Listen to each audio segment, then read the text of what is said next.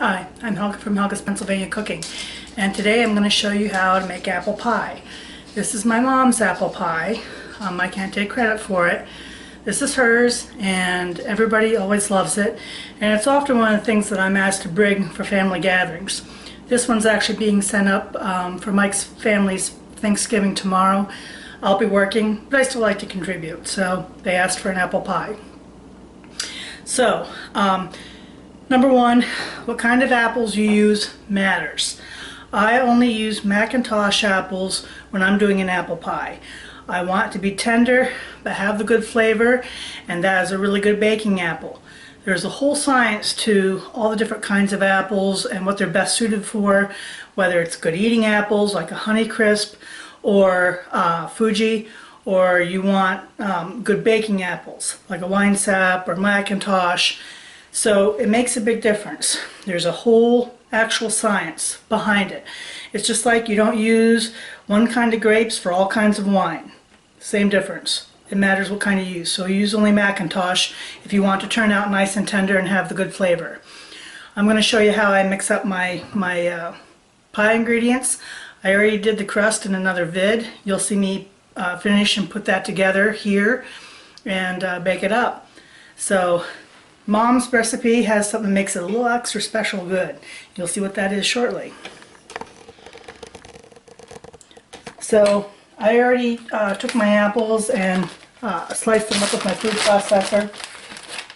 Around 7 good medium-sized apples is usually good for a pie. First I use and this is my way I mix it all together, by the way. Complicated bag, but it works great. 1 cup of sugar, a couple tablespoons of flour, and a good teaspoon or a little bit more of cinnamon. And I just shake this up like this so that it mixes good.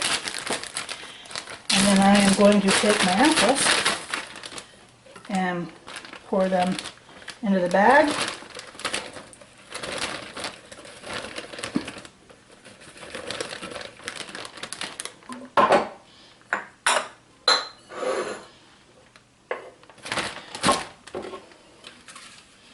This.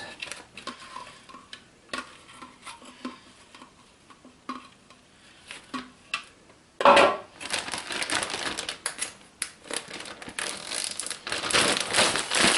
you shake the crap out of it. Very scientific. And you get it all mixed and coated well. So that really does a good job. It gets everything evenly coated. Then you don't have pockets of stuff. So there's my pie guts, minus a couple ingredients, which we'll get to putting that together next and assembling the pie. Okay, time to put the apples into my pie crust I made earlier. Try and get these filled out and smoothed out. Some people go very fancy and layer them all very nicely like a tart. And I do lay them out nicely when it's a tart because presentation matters a little bit more there. But just for regular pie guts, as long as they're spread out fairly evenly like that, that's all good. Okay, now the next part. I add, and this actually my mom doesn't do, I do. But I add a little bit of lemon juice from 1 lemon. This actually helps preserve the fruit a little bit. And then the ingredient that makes it really good. I add a good dash of rum. Yep, rum. Bacardi's preferably. But the rum really brings out the fruit flavor. The alcohol cooks off, so there's no worries there if you have concerns. And gives it a really good flavor. And actually rum, whether it's apple pie, pear pie, whatever, it really brings out the fruit flavors and it's just really, really good.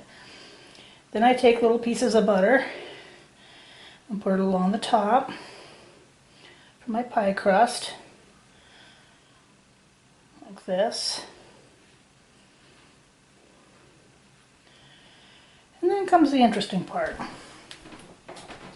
And that is going to be putting on my pie crust top. And see how pretty that goes. Okay, I need a little flour. And scrape it up here. Make sure nothing's sticking when I go to try and lay this over the top, because that would stick.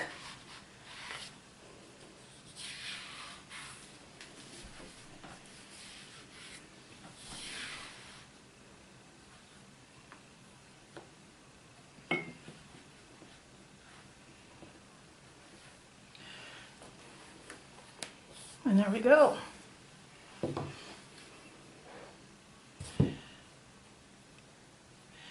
Center it on here. Now you're just gonna pinch down the edges.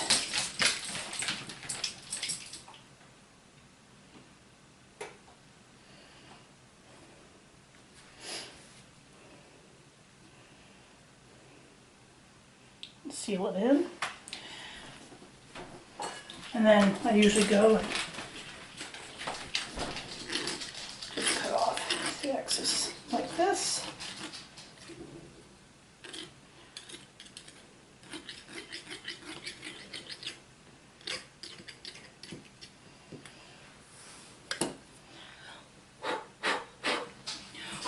Get the rest of the flour off, and there's a pie.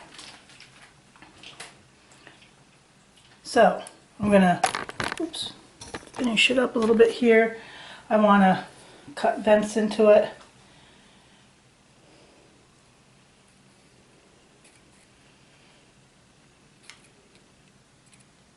So that the steam can escape later.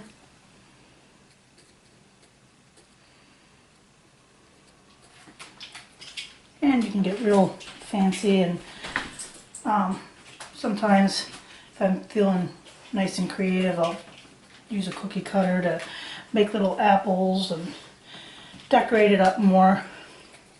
But I'm more concerned about getting it done and getting it in there. And we'll just do this across the top,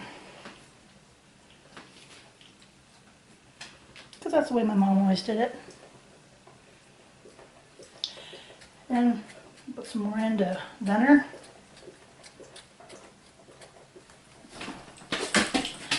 And that's it. Now, the other thing I do is I actually use a pie shield when I'm putting this in the oven. So your edges don't get too dark or too done. You can use, if you don't have a pie shield, you can use aluminum foil, and that's perfectly okay. So I'm going to throw this in the oven. Maybe I'll throw a little sugar over the top just to make it pretty. And here's some sugar over the top, just to make it a little bit pretty. And that's it. Put my shield back on, and I'm going to put her in the oven, and we'll check her out when she comes out.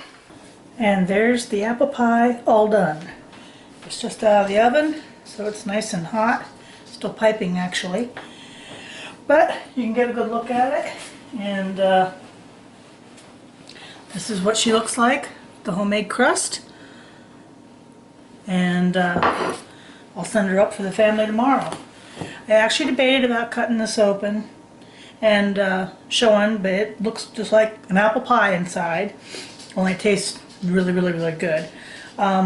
We eat it with either whipped cream, or you can have it a la mode with like vanilla bean ice cream, or you can eat it like the way my dad does, with sharp cheese. His ancestors are mostly Swiss, and they eat cheese with everything, and it's not a bad thing. If you get some sharp cheese with the apples and the pastry, it is just delicious. So if you never thought of doing that, it's a good way to eat it. So anyway, there it is. apple pie. My mom's apple pie, the Queen's apple pie.